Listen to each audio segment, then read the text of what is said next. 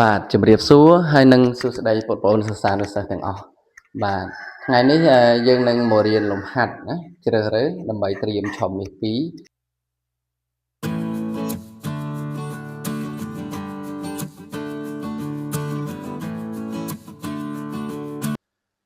បាទជំរាបសួរហើយនឹងសួស្តីបងប្អូនសិស្សានុសិស្សទាំងអស់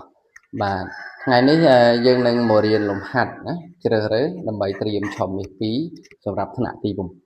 បស់យើងណាអញ្ចឹងលំហាត់ទី1របស់យើងណាលំហាត់ជ្រើសរើសទី1របស់យើងគឺទៅលើលំហាត់ពន្លាតកន្សោមបាទអញ្ចឹងដើម្បីពន្លាតកន្សោមហ្នឹងយើងបានធ្លាប់រៀនរួចមកហើយគឺបើកន្សោមជាទ្វេធាបែបគុណនឹងទ្វេធាបែបនេះចឹងយើងគុណគ្រប់តួនៃទ្វេធាទី1ហើយនឹងគ្រប់តួនៃទ្វេធាទី2ចឹងគុណវាអស់ណាតោះឥឡូវយើងអនុវត្តធ្វើទាំងអស់គ្នាអញ្ចឹងเราមើល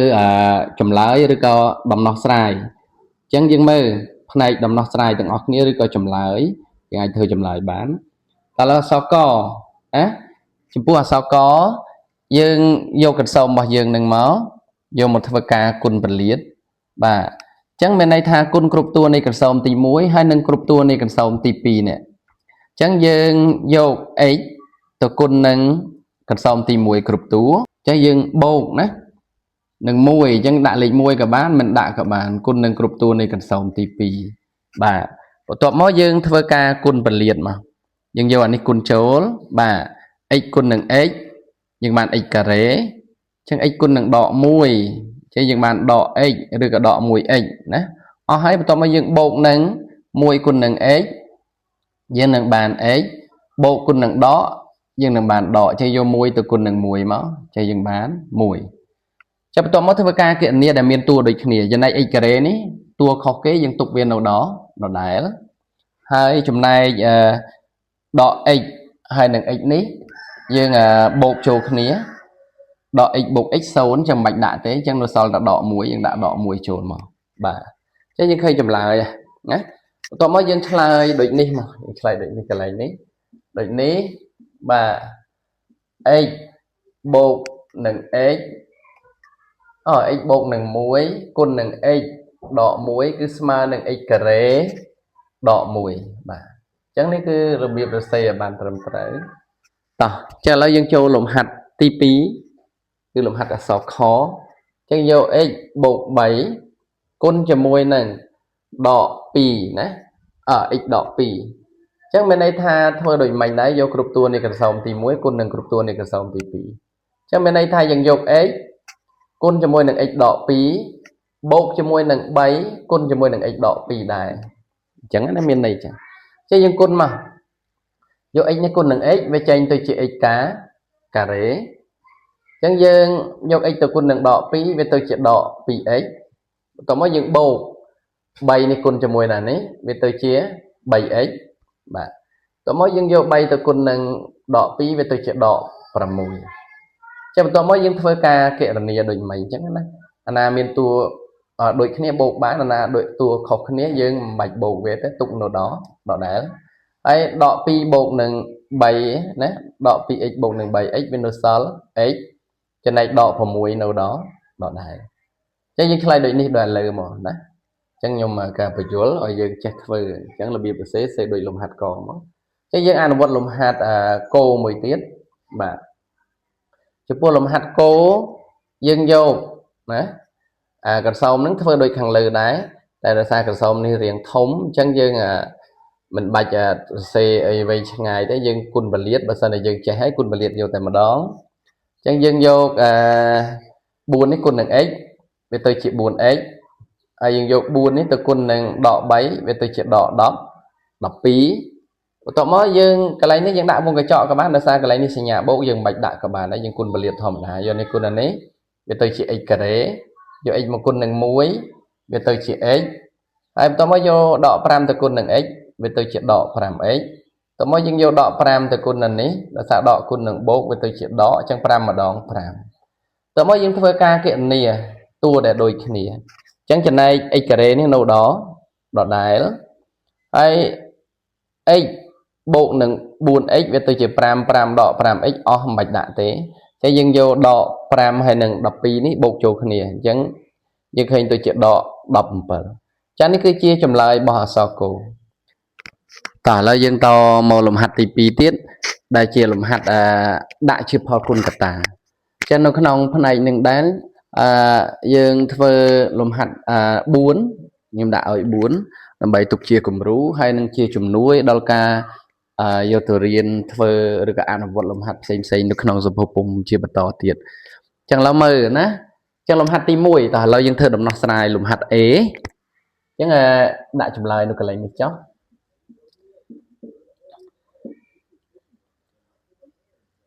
ចឹងឡើយមើលលំហាត់ A AX ដក BX ចឹងយើងដឹងហើយណា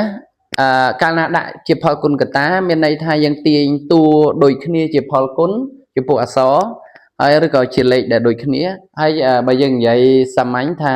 យើងទាញតួចែករួមរបស់វាជាផលគុណណា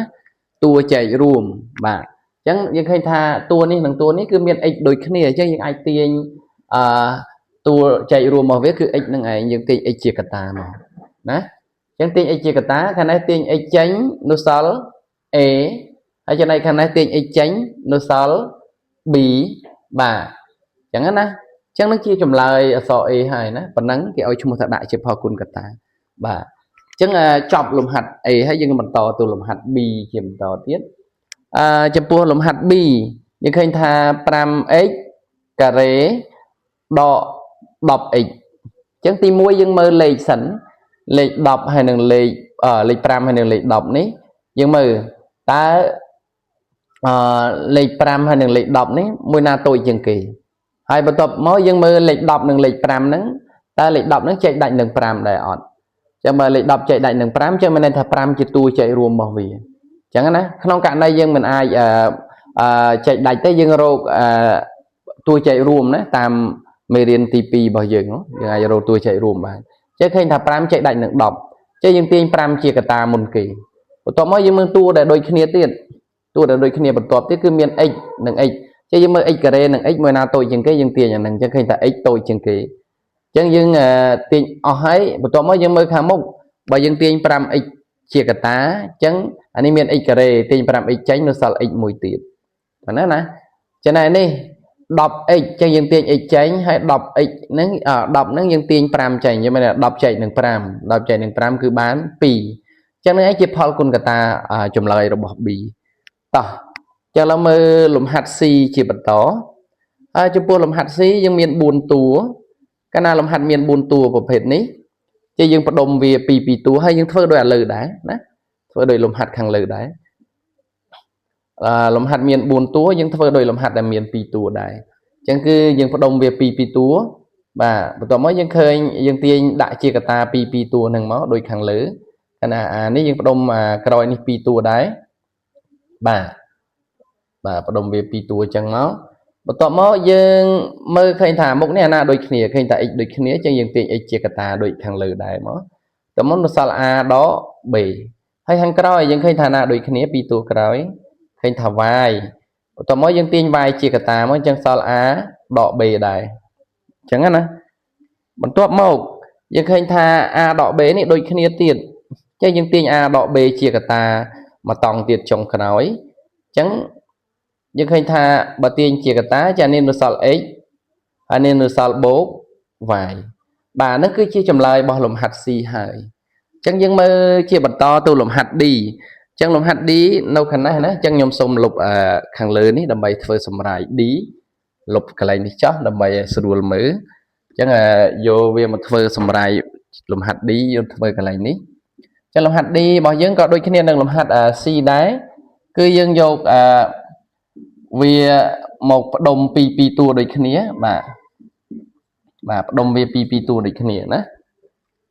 ចឹងនេះលំហាត់ d សេខិតមកលើបន្តិចចឹងយើងបដុំ2តួដូចមិញដែរបាទតោះឡើយយើងបដុំវា2តួមុខនេះដាក់វាមកដុំមកបាទបូកនឹង 7y 2តួក្រោយនេះដាក់វាមកដុំតែដោយសារមានដកចឹងយើងទាញដកជាកតាហើយកាលណាទាញដកជាកតាខាងក្នុងវាដូរទៅជាបូកទាំងអស់បាទបន្ទាប់មកយើងឃើញថាអានេះដូចគ្នាគឺ y អញ្ចឹងយើងទាញ y ជាកតាចានេះសល់ 5x អានេះសល់ 7អានេះ ឃើញថាតេដូចគ្នាយើងទាញតេជាកតាចឹងសល់ 5x ហើយបូកនឹង7ដូចគ្នាតើមកយើងឃើញ 5x បូក7នេះគឺតួដូចគ្នាដោយអាលំហាត់ c ហើយអញ្ចឹងយើងទាញអា 5x បូក7នេះជាកតាម្ដងទៀតអញ្ចឹងយើងនឹងឃើញចម្លើយលំហាត់អក្សរ D នឹងហើយអញ្ចឹង 5x បូក7កតាឲ្យអានេះសល់ y យើងដាក់ y មកអានេះសល់ដកតេយើងដាក់ដកតេមកបាទអញ្ចឹងនឹងគឺជាចម្លើយរបស់លំហាត់អក្សរ D ហើយអញ្ចឹងអរគុណណាចំពោះការចូលរួមទស្សនាវីដេអូរបស់ខ្ញុំតាំងពីដើមរហូតដល់ចប់ចាសសូមរងចាំទស្សនាវីដេអូលំហាត់ជ្រើសរើសជាបន្តទៀតនៅវីដេអូលើកក្រោយទៀតជាបន្តបាទសូមអរគុណសូមជម្រាបលា